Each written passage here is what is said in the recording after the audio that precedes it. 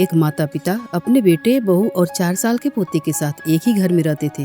धीरे धीरे माता पिता बूढ़े होने लगे और उम्र ढलने की वजह से उनका शरीर भी अब कमजोर पड़ चुका था, जिसके कारण उनके हाथ पैर भी अब कांपने लगे थे। लेकिन हर रोज जब पूरा परिवार एक साथ बैठकर खाना खाता, तब बूढ़े माता पिता के हाथ पैर हिलने की वजह से अक्सर उनका खाना फर्श पे गिर जाया करता था, जिससे कि कांच का बर्तन टूट जाता।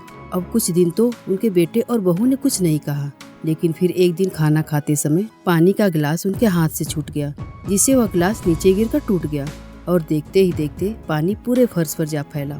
यह सब देखकर बेटे से बर्दाश्त नहीं हुआ और वह चिल्लाकर बोलने लगा, क्या आप लोगों को खाना पीना भी ठीक से नहीं आता? रोज का यह ड्रामा देखकर मैं तो तंग आ चुका हूँ। और अपने पति को बोलते हुए सुन बहू भी बूढ़े माता पिता को खरी खोटी सुनाने लगी। और इसके बाद से बेटे और बहू ने फैसला किया कि अब बूढ़े माता पिता घर के किनारे पड़े एक पुराने टेबल पर लकड़ी के कटोरे में खाना खाएंगे।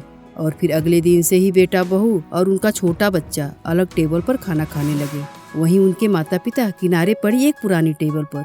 यह सब देख बूढ़े माता पिता के आंखों में आंसू आ गए, लेकिन वे कर भी क्या सकते थे।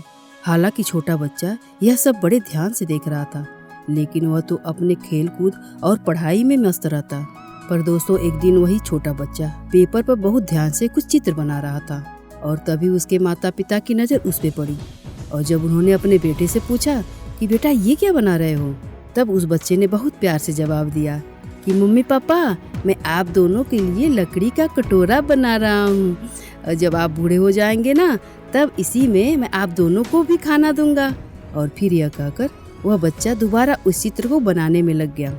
लेकिन दोस्तों, यह बात सुनकर मानो छोटे बच्चे के जो मम्मी पापा थे, उनके पैर के नीचे से जमीन ही खिसक गई।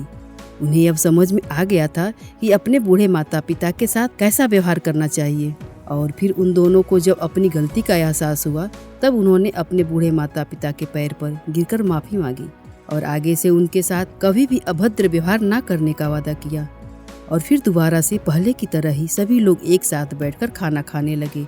और आगे चलकर जब वह छोटा बच्चा भी बड़ा हुआ, तब उसने अपने माता पिता का पूरा ख्याल रखा और हमेशा आदर और सम्मान दिया।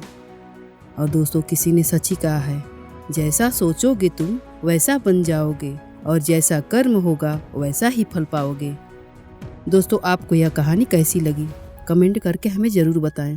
आपका बहुमूल्य समय देने के लिए बहुत बहुत धन्यवाद।